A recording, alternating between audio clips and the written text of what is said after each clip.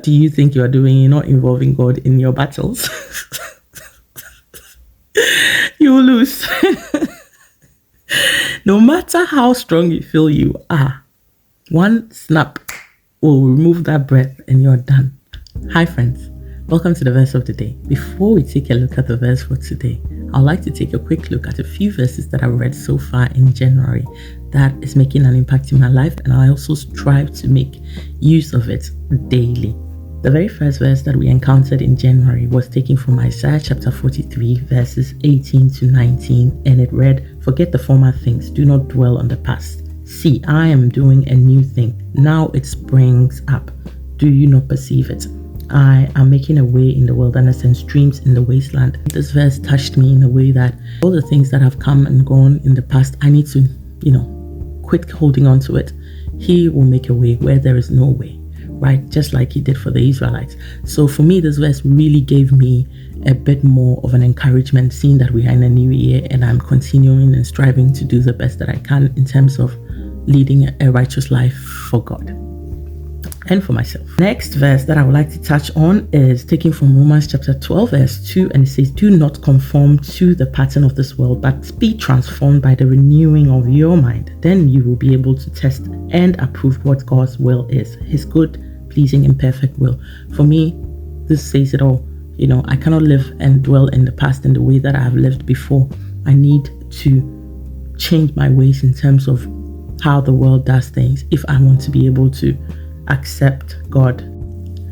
Another verse that I would like to touch on is taken from Galatians chapter 1 verse 10, and it says, "Am I now trying to win the approval of human beings or of God?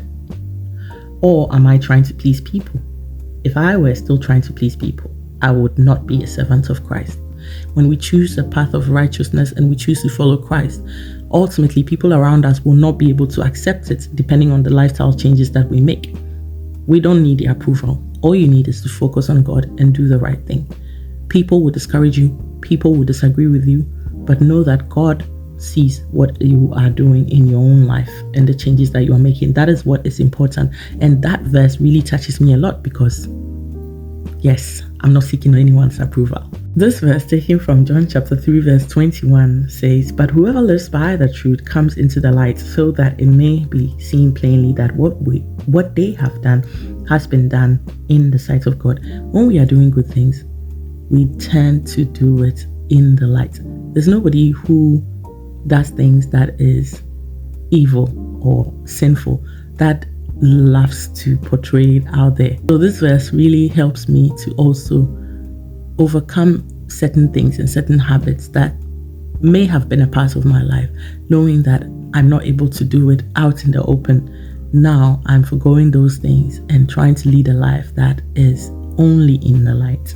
Another verse that really touched me is taken from 1 Corinthians chapter 15 verse 58, and it says, "Therefore, my dear brothers and sisters, stand firm. Let nothing move you. Always give yourselves fully to the work of the Lord, because you know that your labor in the Lord is not in vain. Nothing that you do for God is in vain." Meanwhile, you can go around and do so many things and you end up basically earning or gaining nothing. So when you do things in His name, in God's name, you will definitely reap more than you think. If you don't reap here, you know where you're going to reap. Heaven reward is better than earthly reward. Another verse that has touched me is taken from Matthew chapter 18 verse 20, and it says, "For where 2 or 3 gather in my name, there am I with them." And it has been really important for me to be able to involve my children especially in this journey that I am on, so that they will be able to also learn more about God by reading their own Bibles. Yesterday's verse was taken from Exodus chapter 20 verse 8, and it says, "Remember the Sabbath day and keep it holy." And also in the same passage, we come across the fact that God used 6 days to create this earth, and after that He rested. Therefore, He has blessed the Sabbath day and made it holy. So we are also supposed to rest. We are not supposed to keep going and going and going. Ultimately, we will break down and we will not be able to function properly. That is something that I can testify to as well. So we need to slow down. We need to take our Sabbath day seriously and take a rest. Today's verse is taken from 1 Timothy chapter 6 verse 12, and it says, "Fight the good fight of the faith. Take hold of the eternal life to which you were called when you made your good confessions in the presence of many witnesses." The last verse that I'd like to touch on is the verse of today, taken from 1 Timothy chapter 6 verse 12, and it reads, "Fight the good fight of the faith. Take hold of the eternal life to which you were called when you made your good confession in the presence of many witnesses." Please read 1 Timothy chapter 6 for yourself. And in that passage, we also come across the fact that we are meant to flee from many things that isn't of God, and rather seek righteousness, godliness, faith, love, endurance, and gentleness. We also come across the very famous verse that says, "For the love of money is a root of all kinds of evil." Some people eager for money have wandered from the faith and pierced themselves with many griefs. That is verse 10. So basically, this passage is very important, for it is the love we have for money that makes us do a lot of crazy things. It is the love that we have for money that makes us not focus on God.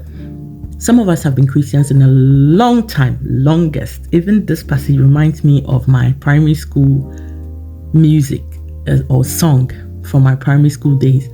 "Fight the good fight with all thy might." Maybe some of you know it. But yet again, life has been so hectic with so many things that we are chasing constantly, so many battles that we are not even involving God in. What do you think you are doing? You're not involving God in your battles? You will lose. No matter how strong you feel you are, one snap will remove that breath and you're done. So, if you want to succeed as a Christian, you need to always take it up with God. I will encourage you to seek the things that are mentioned in verse 11. Okay? Take care and stay safe and be blessed.